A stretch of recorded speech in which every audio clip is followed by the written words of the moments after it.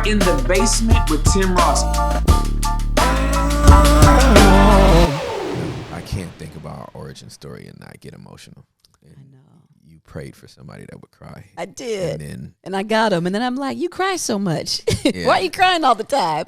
And he's like, you prayed for it. I was like, I guess I did. she was like, yeah, but I didn't know it was this much. Yeah.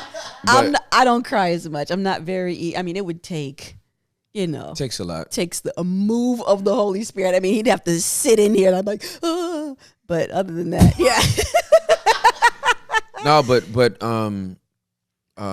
when we got married, when we started dating, I had just moved here from California. I didn't know nobody. Mm-hmm. It was kind of hard, when you transition at any point in life, it's like major. When you move to a different state, that's major. Yeah. And I'm trying to figure stuff out. I'm like super young. I know I have a call on my life. I don't know what it's supposed to do. You came for a conference. I came for a conference and wound up moving here. You know what I mean? And so moved here in June of '97, and I meet Juliette. I laid eyes on her February of '98, and I said hi to her in April of '98. And I just watched her for 2 months. I didn't stalk her, but I did watch her for 2 months. Just like who does she rock with? Like what kind of girl she hang around? And she was carrying a big old Dakes Bible. Come on, Dave. She was 18 years old, like a Dakes Bible that has like 100,000 hours of study notes in it. I'm like, poser. She's not reading that. And she was. Because she gave her life to Jesus when she was 9. So I'm like, and so, I laid eyes on her in February. I said hi to her in April. I told her I liked her in May. I told her I was in love with her in June. And then I proposed to her in July. This is all big facts. Yeah, this was all 1998. Yeah. But I didn't have a job or a car when I got with you. And she was working at a bank, and she's always been fine and beautiful. And so she was a commercial teller. And there was guys with big bank accounts depositing big fat checks in the commercial line trying to get her to go out. And I'm picking her up in a Dolly Madison donut truck. I don't know if y'all remember the Dolly Madison's donut trucks. It looks like the UPS truck, but it's just got donuts around them. Donuts around them. But that's not what was even in the truck. No. It was Gatorade. Yep, Gatorade. Because it's when Gatorades first came out with vending machines. And I was vending machine filler. Yeah, I was like, if you saw a Gatorade machine in 1998 that was in the DFW Metroplex, I filled it. Yep. Not like me and like 3 other I filled wherever it was. Yep. I filled it up. Okay. And so I had to take all the dollars and the cash and coin out of it, blah, blah, blah. And then I would go pick up.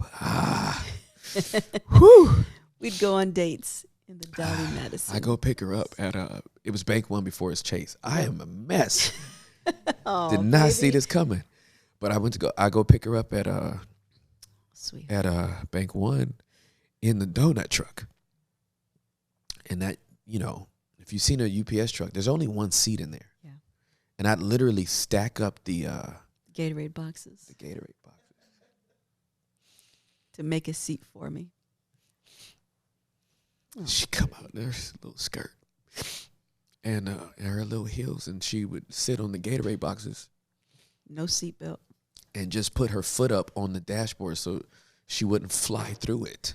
You know what I'm saying? Like when I came to a stop, we just try not to die. And we would go to super salad. Yep. And I was given a little stipend out of the money, so I paid for the meal with all dollar bills. From thank you, baby. I paid for the meal with all dollar bills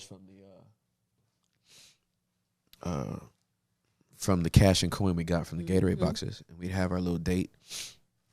And I'd take her back and drop her off, and she would, and that was it. That was it. We did that all the time. That was my vehicle, because they let me keep the vehicle overnight because of how early I had to start. So Wednesday night Bible studies at Potter's house back then, that's what I would drive to church. Yep. And the parking lot crew would clown me. Yep. Like, yep, they sure fool, you driving up here in a donut truck? Like, who? So Sometimes the brakes worked. Sometimes it didn't. Brakes went out. It didn't have any AC in the winter. It didn't have any heat. Freezing in the winter. Yeah, it had no heat in the summer. No, they wouldn't fix it. Nope. It was a crappy situation. Anyway, but so it was a job that provided.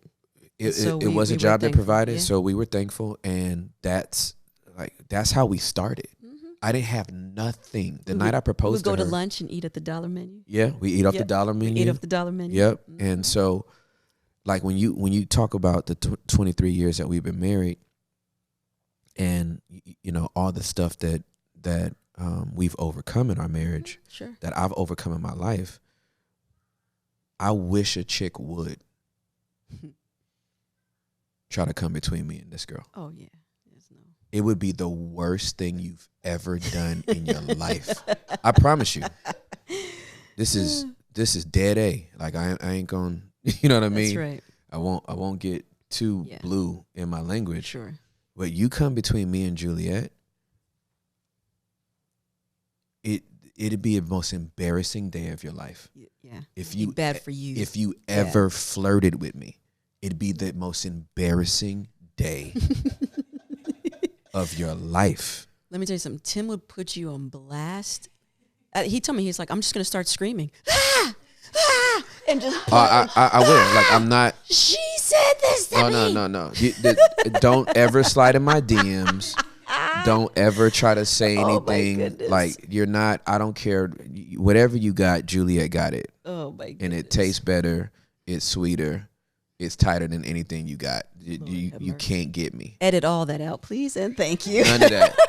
All the edits. No, none of that's being edited because sexual temptation is out there, and I'm telling you right now, I know who was in that donut truck with me, fam, and it wasn't you. Mm-hmm.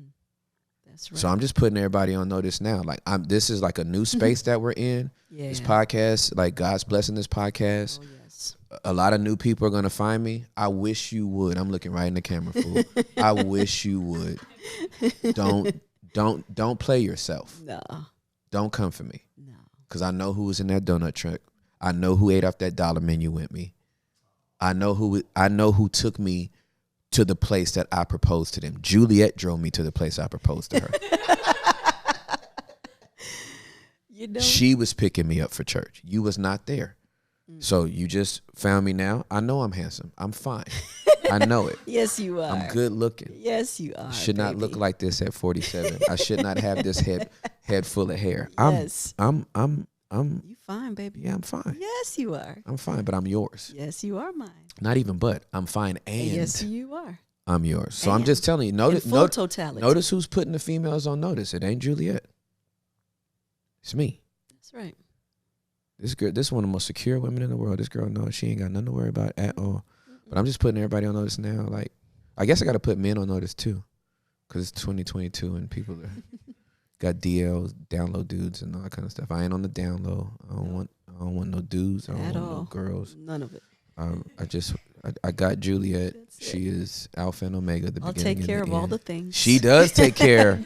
Take care of all the things. Hey, one of the episodes. It won't be this one, but one of the episodes we got to talk about Cleveland love. Oh yeah. Yeah, we won't talk about it now. Yeah. Oh. I know that's gonna make everybody mad. That's like they're gonna be like, "What is he talking about?" Yes. OMG. We'll talk about that. We'll talk about that another time. But I love you. That means he wants me back. Yeah, that must be an invitation to come back. I'm here for it. It is. I'm here for it. Baby, I love you so much. I love you. I love you. I'm so proud of you. Thank you, sweet man.